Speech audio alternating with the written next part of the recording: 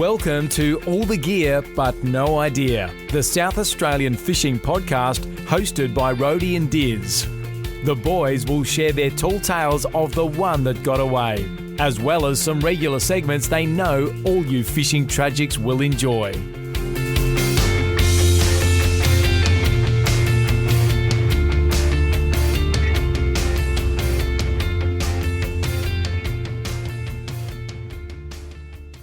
G'day guys, and welcome to episode 45 of All the Gear But No Idea, the South Australian fishing podcast. Diz, welcome aboard. Rhodey, how are you, mate? I'm good. Always good to chat fishing. Great to be here with you, mate. I'm bringing the energy tonight. There's the beer. We're into them, Diz. Bring the energy, we're bringing the beers. Alright, we've got a big episode tonight, guys. We are joined by Tim Doyle, who is a mad keen fisherman. He comes from Port Lincoln. He's won a number of awards, taken out the big prize in the Port Lincoln Angling Association 3 times. Fishing royalty down at Port Lincoln, some might say. And he's just been put onto the Marfact, is? Yes, that's one of right. 4 new members that we'll touch on, but that's our guest for today. Escalated to the prestigious Marfac. Yes, Diz, let's get into it. Diz, Ready? oranges and lemons, what do you got for us? Well, oranges and lemons, Rhodey, this week. I'll start you off with an orange. And that is, of course, going to be that we're going to share our most recent fishing trip to the Eyre Peninsula and more specifically probably Streaky Bay with the SA Angler readership. Yes, Diz, our first article was good, but I agree with that. Our second one is bigger and better. Yeah, I think we've learnt some lessons. Yeah, it's still got a little bit of editing to be done. I'm not sure your spelling's real great, but we'll sort that out. Make sure we put the commas in the right place. But look, it's got the bones of a great article. It has. It's definitely got the bones. It's got good bones. That's a fair call. And look, I'll just roll over straight into my lemon. And it's something we are going to touch on in the news this week. It's the Coffin Bay Oysters, mate. Confirmed Vibrio parahemolyticus case in my good self. Yes. And it was not pretty. Have you been sitting at home all day practicing how to say that word? No, I've actually had it. I've had it stitched up since they told me about it. It's a pretty good word because I got a double dose, mate. I got Campylobacter as well, and yes, good friend of the show, Flacky, and I were exchanging some pretty wild stories about about catching that. So I've just been running with Vibrio, but I'm impressed you can say the whole thing. Yeah, no, the full name of the parasite is what those who have caught it have really become fond of. All right, well, on that, Diz, my orange flows quite nicely from here. My orange is my own immune system.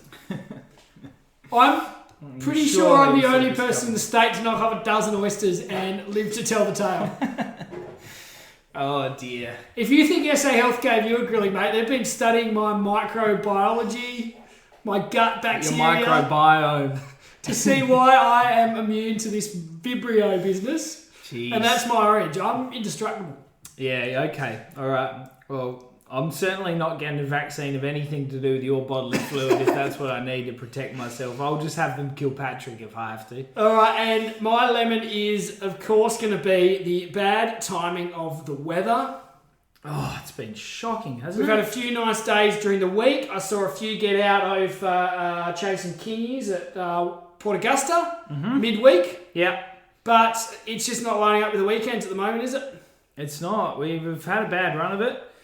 Obviously, you get to this time of year and you keep your ears to the ground about the tuna and that sort of thing, but the weekends just become very busy. It does. And Christmas so parties, end-of-year gigs. When you get those windows, you need to make the most of it. At the moment, we're just not getting them at the right times. We're not, Jesus. It's all against us at the moment, but we'll get there anyway. It is. Righty, let's give the listeners a bit of an update on the merch before we just roll on into the news. Yes. Flacky, our good friend James Flack from Troll So Hard Lures. Yes, he's got some new gear. A new gear, a good range of merch coming out.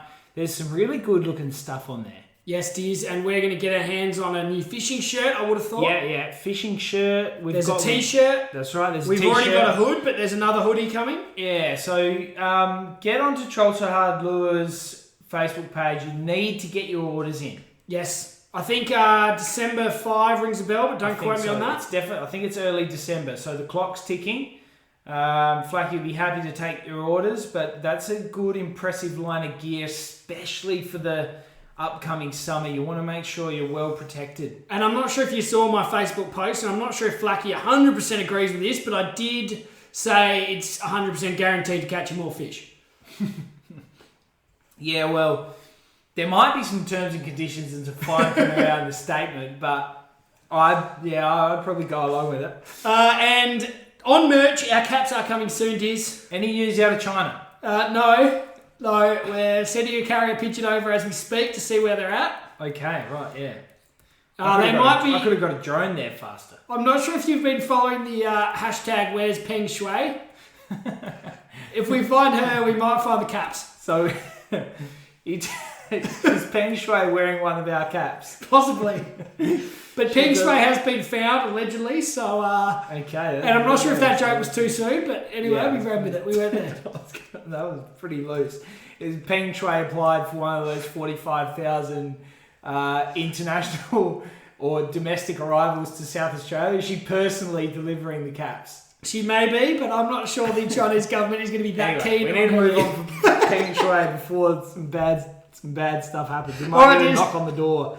Righty, get us started on the news, mate. We've got some bit of news out of the Marfac. We don't want to give too much away because we are going to hear from Tim himself later in the episode, but there has been some announcements. There has, Diz. So Tim is joined by Peter Dunnicliffe from Millicent, Jeff Gallash from Meningie, and Lisa Michelini from Adelaide. And they will be on the Marfac, filling the last 4 positions until July 1, 2023. Congratulations to those 4, and we're looking forward to seeing what they can do for fishing in the state.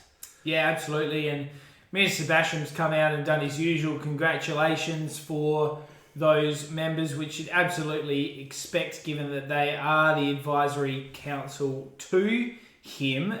He's made some comments outlining that fishing is a key driver for our state economy, and we know when people fish they also tend to spend money staying at local hotels, eating at restaurants, visiting tackle shops and the likes, and supporting local jobs, which is what all of these politicians are all about, Rody. Yeah, and it's great, Diz. They've got a wide variety of experience. Obviously, Tim from Port Lincoln. Jeff he's got a lot of experience in the Coorong, which is a very important area of the state. And a hot one of discussion at the moment with water flows. Peter is a fella from the southeast and also owned a tackle shop in Beachport.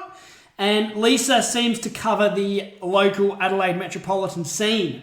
Mm-hmm. So got a good wide spread across the state, Diz. Yes, they have. And Sharon Starrick, chair of that committee, Rody, has also come out and congratulated those new members. And of course, as I mentioned, she's the chair, so she'll be sort of steering the ship of that board, I'd suggest, and making sure that all of their opinions are heard and brought forward to Minister Basham. Yes, Diz. So good luck to them and good luck to the Marfac. Hopefully they can kick a few goals and get a few of these things that we're hearing about actually moving. Yes, Rody, I could not agree anymore. All right, Diz, next one is the Coffin Bay Oysters. You did touch on it, but they have officially closed the fishery. Yes, I'm not going to say it's been declared a state of disaster, but it is not good news for the Coffin Bay oyster industry, especially at such a critical part of the year for them when no doubt their sales really do go through the roof in Christmas sales and that sort of thing. So this is actually very much a lemon, and I certainly wouldn't deter people from eating oysters because they are a delicacy, and, you know, a little bit of Vibrio is sometimes what you got to cop.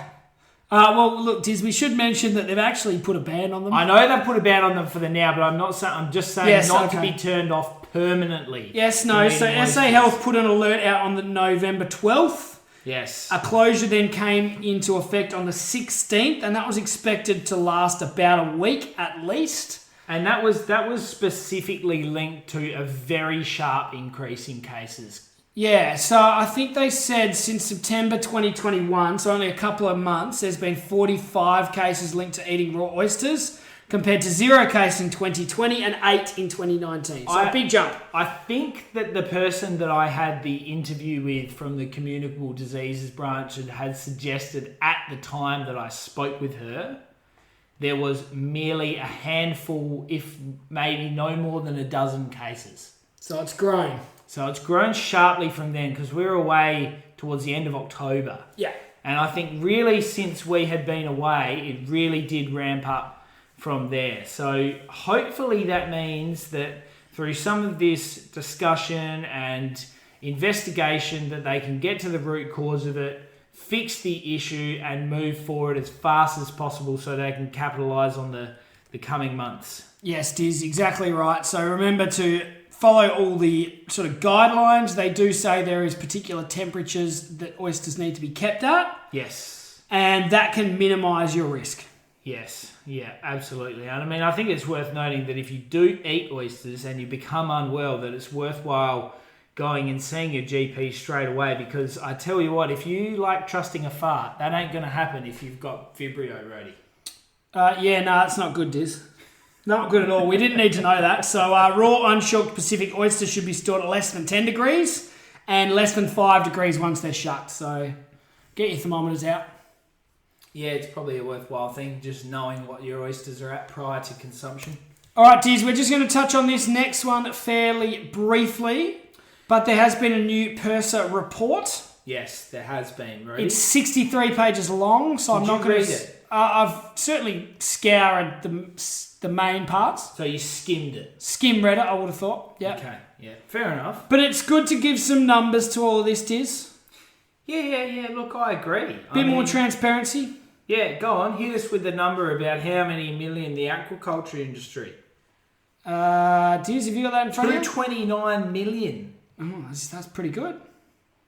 It's a fair bit. Yeah, some extensive data coming out of this report, which has been published, and they did talk specifically about zoning in, Rhodey, on the 2021 South Australian Aquaculture Report, which encapsulates a lot of data and information around regulatory framework, aquaculture activity, environmental monitoring, compliance, escaping interactions, aquatic animal health, socio-economic impact, industry initiatives, challenges, research relating to key aquaculture sectors. No doubt one of those sectors is the seaweed industry, which is booming on the Yorke Peninsula, Rhodey. It is, Diz, and interestingly, tuna makes up the biggest value, 137 mil as a sector. No surprises there. Finfish, 39 mil, and the humble oyster, as we are talking about, 24.95 mil. Yes. So we don't want this. That's a lot of money, Diz. We've got to get on top of this Vibrio thing ASAP.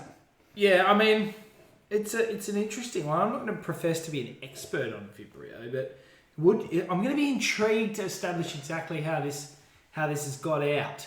Yeah, because we knew and something we've covered off in the past was the POMS, Rhodey, which was of course the Pacific Oyster Mortality Syndrome, which was a disease with the spat that they all purchased. Yeah. Now, do you think it might be a disease in the spat? It could be, Diz, and if it is, that could be a wider thing than just Coffin Bay, because they do distribute that spat around the state and even the country, I believe, Diz. Yes, they do. And interestingly, there's numbers on all sorts of, the tuna, the abalone, whatever else, but we'll stick with the oysters while we're talking about it. 443 people are directly employed in the oyster industry. 239 flow on employment. Yeah. So it's a big thing. It is, and I mean, you have to feel for... I mean, I've only read a few articles that have been covering this story a bit recently that, casual staff members and things that have been stood down due to a significant, sharp drop in demand so quickly.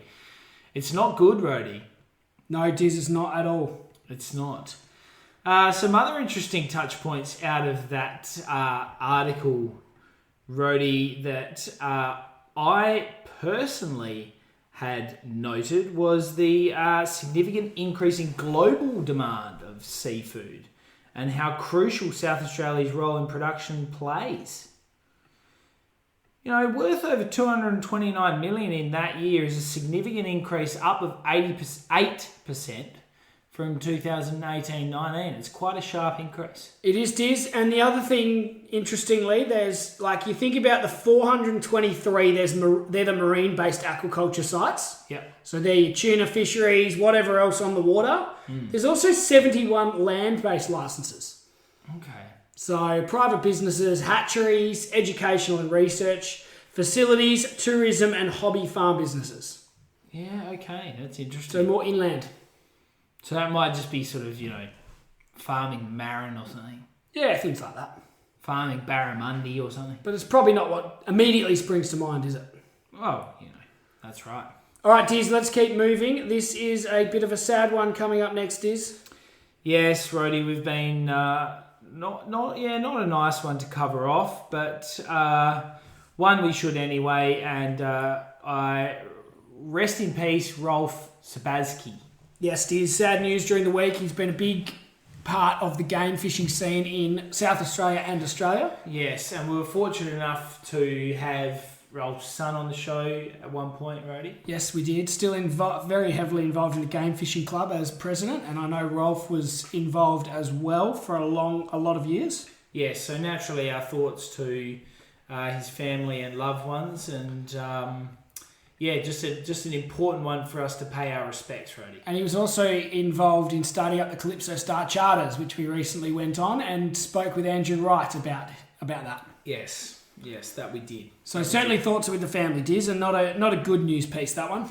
No, and look, one other thing we just did want to touch on, probably a bit of a lighter note, would be, of course, the most recent adventures of Team Just a Girl. Good fan of the show, Tracy Tito, has taken a group of fishing girlfriends out on the boat for a big day, and they look like they cleaned up. Yeah, I saw a couple of whiting, some squid, some crabs. Yeah, it was a bit of a mixed They went metro, bag. I think, didn't they? Yeah, they did. I reckon they went metro. They definitely got stuck into the squid. They had a good haul of squid, and then, like you say, just a bit of a mixed bag of everything. Some whiting, some garies, some tommies, and I saw an ornamental cowfish. Yeah. Not your greatest eating fare, but good looking thing. Really good photos shared. I think they got into a few blue swimmer crabs, which is nice, but happy faces all round, and that's what a good day out on the water is all about. It is, Diz, and certainly growing the women's fishing scene in South Australia. Tracy is doing a great job of that, and we congratulate her on that. And from what I gather, there is going to be more of these, introductory sort of days, charter type days for women run by Tracy in the future. Yeah, absolutely. It's just a great thing to spread the word and get more people involved. It's excellent. All right, Diz, talking about women contributing to fishing, friend of the show, Lee Van Soest, has taken over she's taken over as the Answer SA president. Okay, geez, just when Lee thought her plate was full, she's added another serve. She's very busy, Diz. She's very busy, and we commend everything she does for the industry, Rhodey. That's great news. So that is the peak body for sports fishing in Australia. Yep. And she's going to take over from Alan Hall. Yes, yeah, nice little photo and spiel done on Facebook there, and we look forward to seeing what Lee can achieve in that space. I'm no doubt she'll bring her passion and her flavour on that, Rudy. And that's a tough one to say, really, isn't it? The Answer SA, Australian National Sports Fishing Association of South Australia. Yeah, it's a bit of a tongue twister, but you've done all right there. I tried my best. And there's one more thing before we get through the news. This was just a brief one. I saw this on Channel 10 News, I believe. This was an interesting one. It's a bit concerning. So 49% of fish caught in South Australia contain microplastics. Oh, dear. So that's not good, Diz. We're talking those little beads that come in some shower gels? Yes. Do you sell them in your pharmacy? No. You better not. Goodness me, no. I'm coming down tomorrow to do an audit. Goodness me, no. I hate those things. Because you know where they're ending up, mate? They're in those whiting fillets I had for dinner 2 nights ago. Goodness me. But it is actually not, it's not good, Rhodey. No, it does definitely show that, our pollution is an issue. And it's certainly affecting us fishermen, Diz. I know there was a report about another dolphin passing away.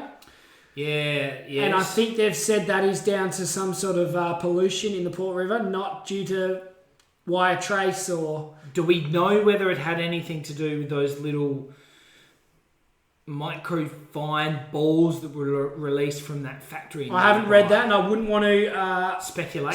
No, but I am going to speculate that there was no fishing involved. Because they did talk about pollution. Yeah, that's important to know. So, Diz, we're not sort of full greenies, but we do want to look after the industry. Yeah, absolutely we do. We all need to play our role in that space. All right, Diz, that's a wrap for the news. That was pretty action-packed, wasn't it? It was, Rody. Well done. And, I mean, as we wrap up the news, as all of our listeners know, this is where we get into the meaty section of this episode where we're lucky enough to get our guest on. Let's get Tim Doyle on the line. All right, Rody, we are very lucky today to be joined by new member of the MARFAC, Tim Doyle. How are you going, Tim? I'm going excellent, thank you there, Rody and Ditch. Thanks a lot for having me. Great to have you on board, Tim. We'll get straight into it. We'll talk about the MARFAC a bit more later on, but let's start with our 5 questions, mate. Yeah, sure. Tell us about your best fish.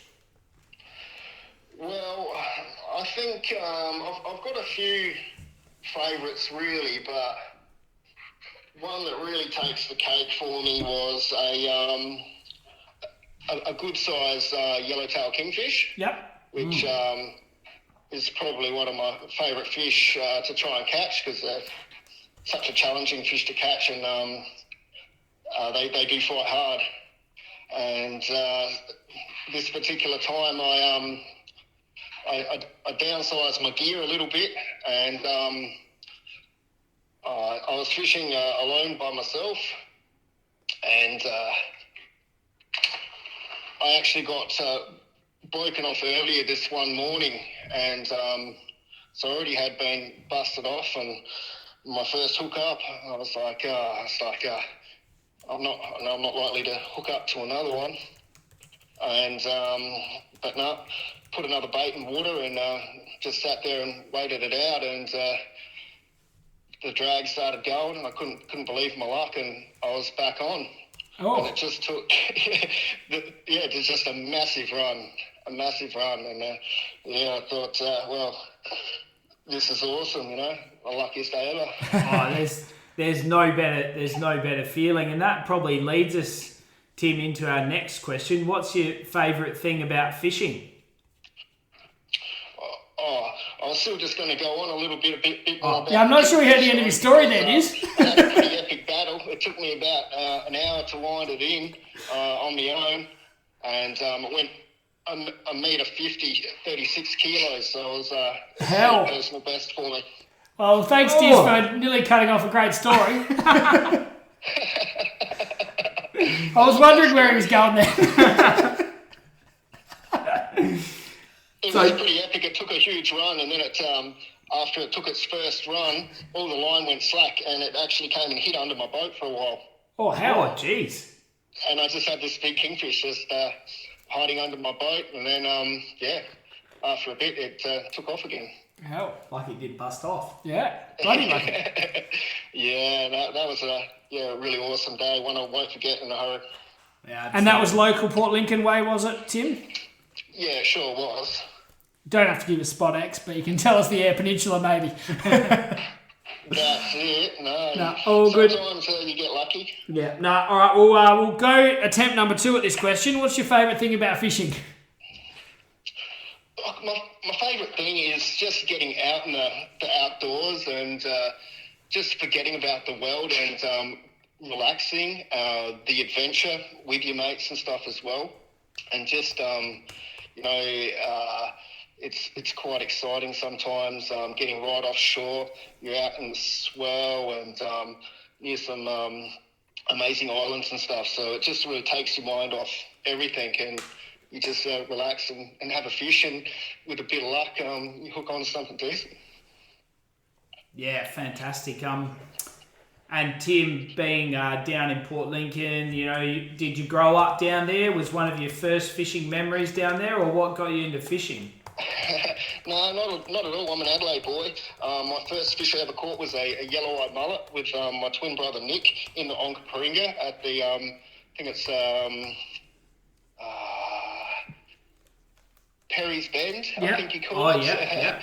I've been in Lincoln for a little while now, so I forget the names. But, yeah, that was my first fish. I was about 5 years old. My dad got me into fishing. And Dad never liked boats or anything. He got seasick a lot. But then as I got older, I started to get some boats and start fishing a lot on the metro shores of Adelaide. Yeah. Fishing for snapper at night time and stuff. Yeah.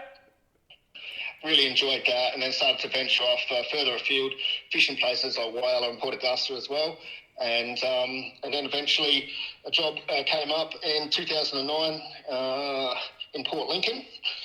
And I love my fishing, and at the time I just thought, well, I'll pack my bags and go and have an adventure, and moved over here from Adelaide, and I've been here ever since. Oh, perfect opportunity to live in a great part of the world that we were very privileged to visit just the other month, Tim. We love Port Lincoln. It's a great spot, so well done on the decision. Yeah, no, thank you very much. It's been a decision I certainly haven't regretted at all. And next time you guys are up in the neighbourhood, might have to take you for a fish. Oh, we would love that. Tell us, Tim, this might be what you take us out for next time. What's your favourite sort of fishing and why?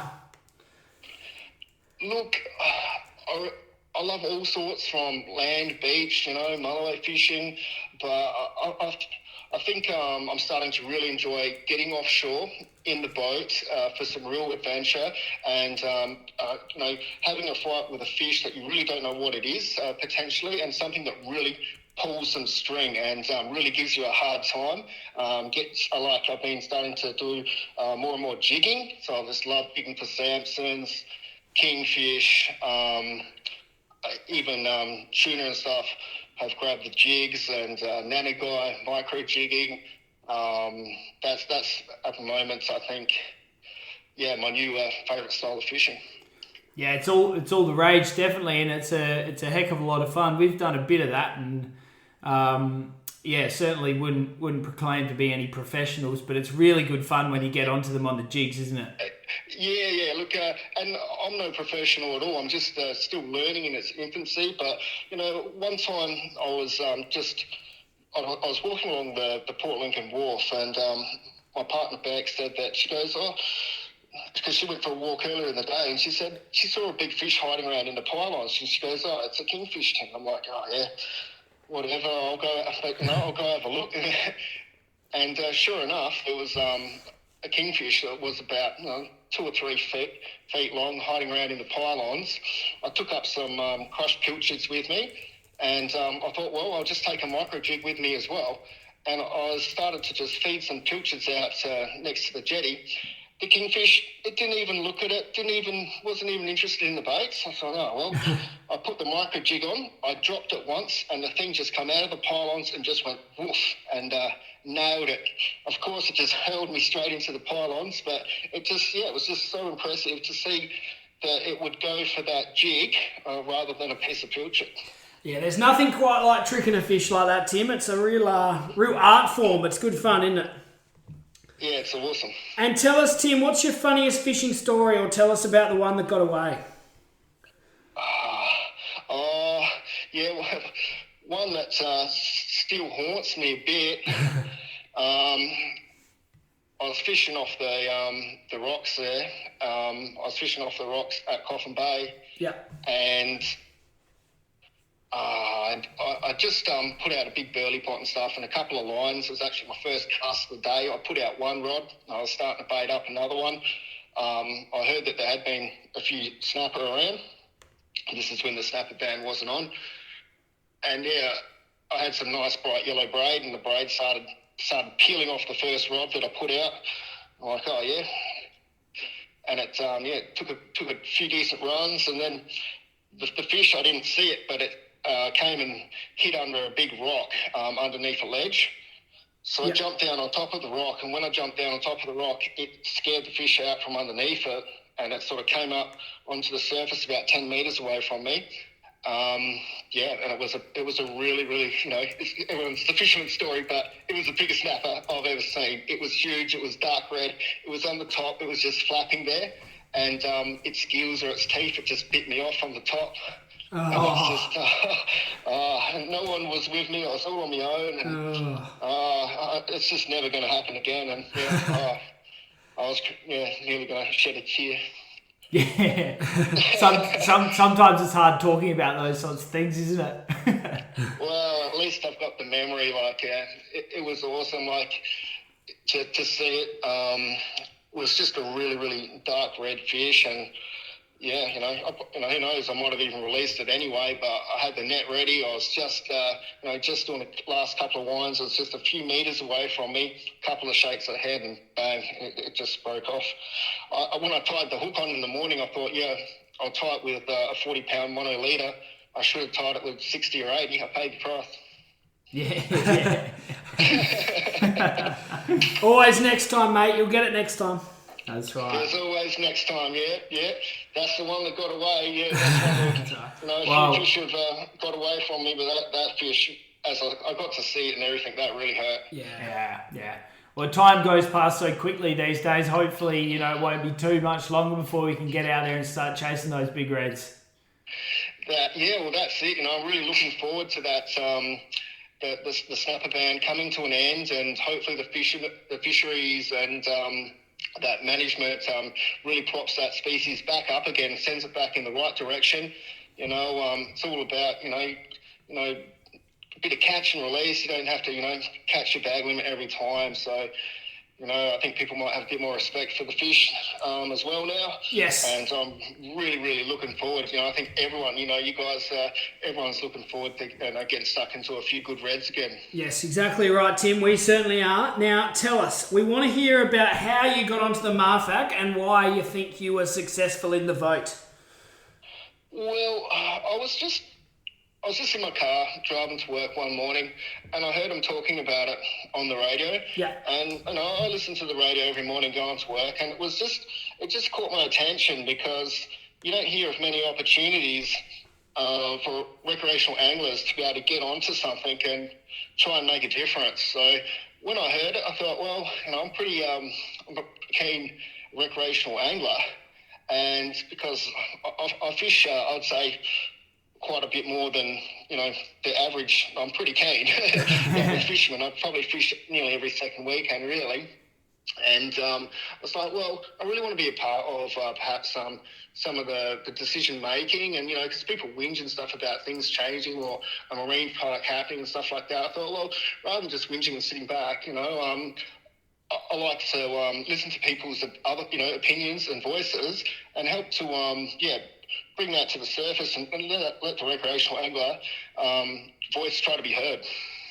Yeah, absolutely. And we commend you on that, Tim. I think it's a great thing you've done to be able to represent what is, I'm sure it'd be widely considered the mecca of fishing in our state, Port Lincoln. And I'm sure you have a very good understanding of how the local recos are feeling towards a number of different issues.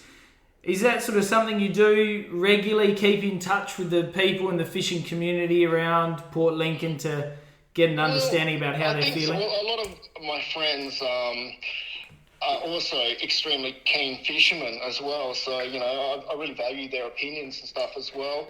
I do run a whiting page as well on social media. It's got about 20,000 people on it now, and you just get to see what their opinions and stuff are as well. Yeah. And some things, and some guys have inboxed me and stuff as well, and sort of changed my perception as well to be a little bit more open-minded to, for a long time about fishing licenses and stuff like that. It's just like, well, I've never had to pay for it before. Why should I have to pay for it now? And I was sort of, a bit anti-fishing license. But, the more you hear the fors and against, there's possibly some positives with it as well. So I'm still definitely prepared to listen, and then, work out what is the best situation. Yeah, so what is your opinion on the fishing licence? Have you been swung, or you're still a bit in the middle? Well, look, I was at first, a bit anti because I never had to pay for it before.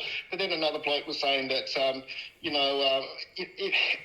hopefully if all the money just doesn't go to the government and they go and do whatever they like with it, but if it generally went back into building artificial reefs, better facilities and restocking fish and stuff like that, it possibly, I'm open to, listening to those sort of arguments, if it could be a good thing. But, as long as that was definitely going to be a benefit to the recreational angler, not a burden.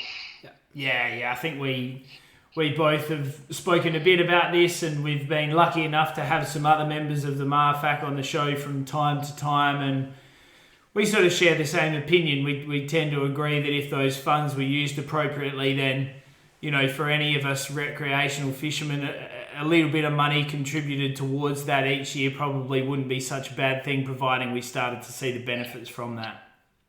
That's right. And another bloke that I was speaking to about it, he also believed that, sometimes because if we're for a non-paying organisation of recreational anglers, the government and stuff might not take us seriously. If it has money behind and funding, then we've got a bit more power to maybe have the right decisions to put money towards things. Yes, no, I think you're right on that one, Tim. And another thing that, apart from the recreational licence, I'm sure the other big thing you're going to have to work out on the MARFAC is this kingfish thing that's going on. Can you tell us what's your thoughts on the netting of kingfish? I know you said you've caught quite a few big ones, so I'm sure you're passionate about it. Extremely, yeah. So what are you asking me about the netting, sorry? Oh, so what do you think we should be doing about that? Banning it. That's a strong answer. That's what you'd be pushing for the MARFAC, I assume?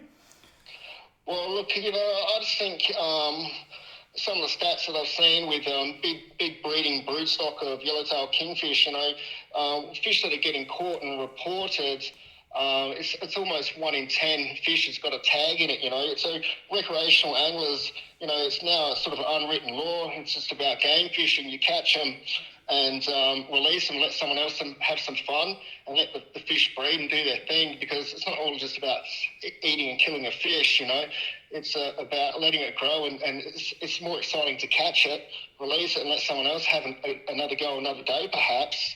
Whereas, one bloke might come around and just net, a few ton of them, and it's all gone, and those fish don't just replenish real quickly. So I think, some species deserve, a little bit more protection.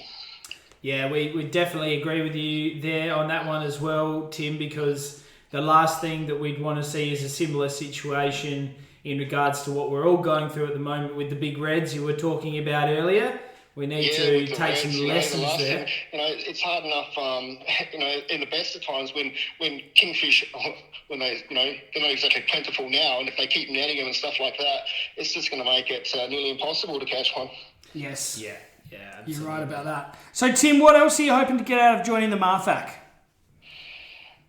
Yeah, just listening to what the other people on the board have to say, and I'm just always interested about what's on the horizon in regards to their marine parks, new policies, and bag limits and things like that. And a couple of forums that I've seen lately, they're looking like they're going to backflip on a couple of their marine parks that they've imposed, and which I'm pretty excited about, because I used to, actually do a little bit of fishing on North Neptune Islands and stuff like that, and then now talking about opening it back up to fishing, and there's some pretty good kingfish out there. Oh, we were just on the shark caging about a month ago, Tim, and we saw plenty of big ones out there, mate, so we can confirm that for you. Yeah, and if you're lucky, you see a white as well. Yes, we did. Yeah, we had a great day. Hey, Tim, you've been very involved in the Port Lincoln Anglers Club. You've won the championship 3 times, is that right? Yes, that's correct. That's pretty impressive, mate. Is that some sort of record down there, or? Oh no! Over the times, there's been some real guns. Some of the old crew that have been in it for a while in the past have had some good streaks, and put a few back-to-backs there. So it's pretty impressive, like guys like Tom Teeny and stuff like that, and Gary Flack, and a heap of other guys. Some awesome. Julie Cook, she's a really excellent angler, and I've learnt a lot. When I first moved to Lincoln, I joined that club, and it really pointed me in the right direction. I just learnt so much about land-based fishing and stuff. And it was Tim, excellent, and I've done other things like casting competitions with accuracy and distance, and just learning different techniques of that as well. Yeah, and Tim, I've seen some of your pictures. It doesn't look like you're in a real big boat, but it's good that you can still compete with them all. What's that, sorry? I've seen in some of your pictures, it doesn't look like you're in a really big boat. It's good that you can still compete in a smaller boat. Yeah, so I've just bought recently a bigger boat. I'm just sort of now just messing around with it. So I've just got a 5.8 plate boat now. And I've still got my little boat. And I'm just really looking forward to getting the new boat up and running, and getting that further afield and offshore, and a little bit safer, because I've really pushed the little boat, the 4.5 metre titty. I've done a lot of beach launches and taken that to quite a few places where you probably shouldn't take a 4.5 metre boat. So I'm looking forward to being a little bit safer out in the water. Yes, no, that's good, Tim. We do love it when people are overachieving little boats or off the rocks, like you said. So it sounds like you've been doing that for quite a while, Tim. So well done on that. Yeah, quite a while. My best day in the little tinny was we got 18 whiting to start off, and we missed out on the bag by 2, and then went and got 4 tuna with it after that. Oh, that's a good day out.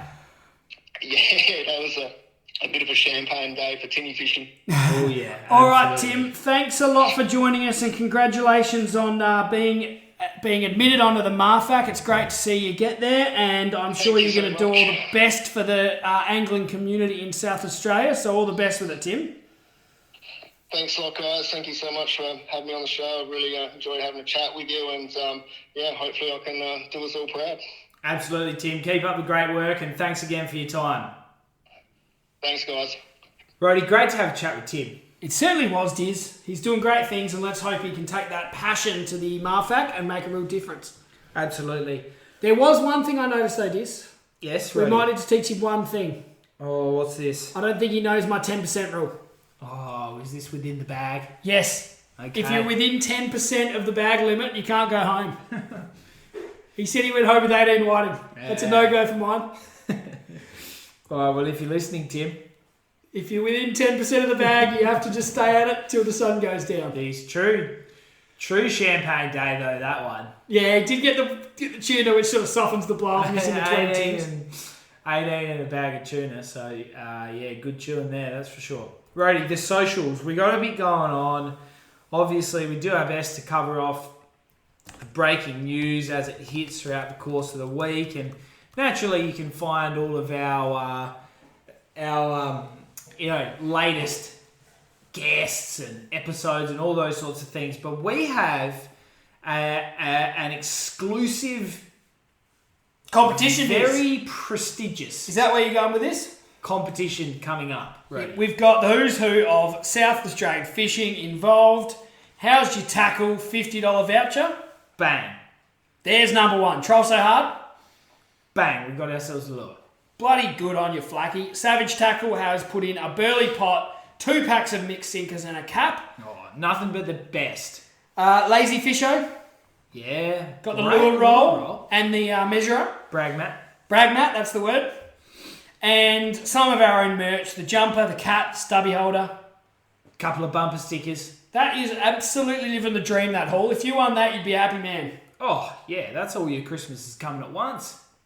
That is. So keep your eyes peeled on the socials. That will be here imminently.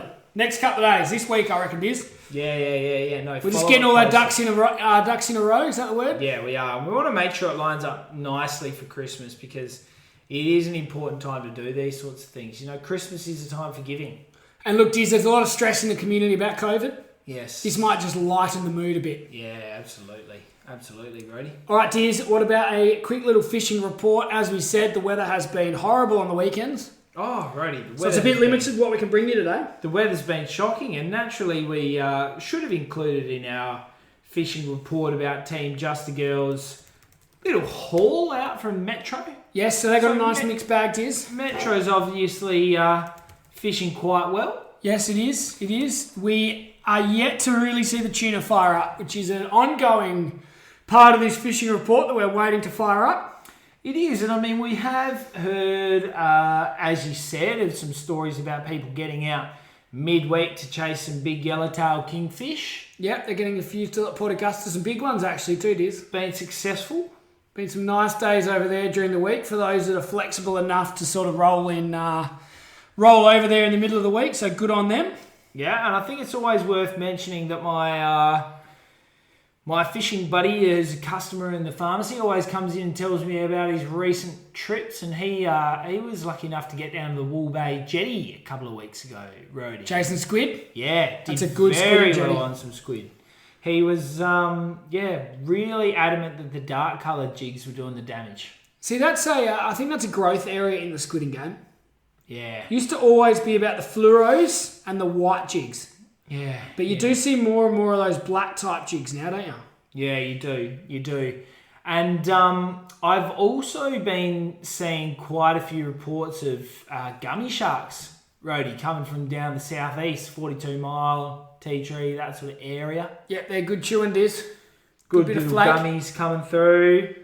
Also, great friend of the show, Dan Way, gave the Champions takeaway down at Christie's Beach a bit of a plug with their shark burger. Yes. It's a real hit with the locals down Have you at been down there, Christie's. Diz? I have.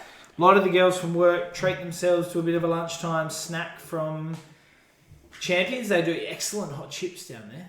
Anyway, we're deviating from the report, Rody. You got anything else breaking the news? That's in the about report? all I've got. I did see a few Murray cod getting caught locally in the reservoirs. Oh, okay. Very So good. I think some of the northern reservoirs, and not far away, touching on the reservoirs briefly from Dan Way's little baby opening up. Oh, yeah, the Happy Valley. So that won't be far away, so it'll be interesting to see what we catch out of there. Mid-December, I think. Yeah, December 11 rings a bell. Yeah. Don't quote me on that, but that's the one at the top of my tongue. Yes, yeah, that's right. All right, well, nice little fishing report there for the listeners, right? Yeah, it's good, Diz. Now, what do you got for us? You're up for tackle item of the week. So, tackle item this week, Rody, and we mentioned that we've been keeping our ears to the ground about the tuna, and no whispers as of yet, but naturally, when you do catch some tuna, and you may be interested in only catch and release, but as much as we do enjoy getting into them when the bite's hot and letting them fight another day, we also do enjoy putting a few in the esky, Rody, don't we? We do, Diz, and you've got to take good care of them if you are going to take them home. You want to take good care of them. So that's one thing, particularly if you're fishing in summer, you want to make sure you're well prepared with plenty of ice as you go out there.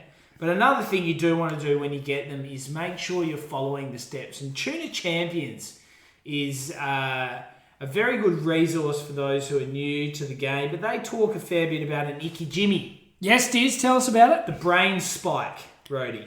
Yeah, so it's just basically a big bit of metal that you It is. spike them with. It's a big bit of metal. There's a little soft patch Yep. at the front of the tuna, which if you see any of the YouTube videos, you'll be easily able to identify. And it's basically inserting the brain spike at that point in time, and it just stops them from distributing the blood further into the flesh. Yes, and then if you're really That's the serious concept, about it, isn't you it? can put a bit of thick wire down the spinal cord. Is that right? Yes. What's that called? I think it's pithing the tuna. Yes, or coring. Coring. Pithing or coring. Pithing's right, isn't it? I think so. And also, of course, as part of that process, you'll need to bleed. Yes, and the icky jimmy you can get from your local tackle sort of stores. Yeah, you can. Yeah, absolutely. And it's sort of like, back in the day when people used to get the grinder out on a screwdriver. Yeah. Is it sort of like a glorified one of them? It could be. I mean, yeah, it's probably, a bit more ergonomics to some of the Maybe a newer nicer ones. handle. Yeah, that's right. Be a far more ergonomic handle and maybe less inclined to, if you got pulled over by the police or something, they might not necessarily think differently of you. If you pulled out a sharpened screwdriver and said this was your icky jimmy, they might not take kindly to that. Maybe a bit of rust, a bit less rust on the icky jimmy. Probably. I'd suggest it might be at least a bit of stainless steel spike. Yeah, fair. All right, Diz, that's not your worst tackle item.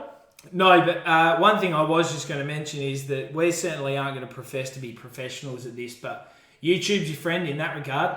Yep, tackle, Tuna Champions. Champions is the probably the best resource on the If you get on there and it starts hitting the socials around this time of year and plenty of Facebook groups and these sorts of things, we're talking about keeping your catch. And look, Diz, I don't want to get overconfident, but I'm sure it's just a matter of time before we're ambassadors for the Tuna Champions. I know they've You're got gonna Lee knock- Van Soest they'll be and knocking our Paul door down Warstelling and before- all them, but I'm sure we're bigger names than Yeah, them. that's right. They're just working their way. They're just treating us mean, keeping us keen. They're just trying to get up a bit of confidence with some small fish before they ask us big guns in. Huge call to end the episode, Brody. It's been great to catch up with you as always, mate. Where can the listeners find us? We're on the Instagram, we're on the Facebook, we've got a YouTube channel. Yeah. Jump on, see the great whites we saw over at Lincoln. Oh, yeah. Yeah, absolutely. Some good gear on there. But get us involved in your fishing. Tell us what you've been catching. And Diz, we'll see you in a couple of weeks. Absolutely, mate. We look forward to it. See you guys. Rhodey and Diz hope you enjoyed today's episode of All the Gear But No Idea. Keep up to date by liking and sharing us on Facebook and Instagram. And you can subscribe on all the major podcast platforms. Until next time, good luck fishing.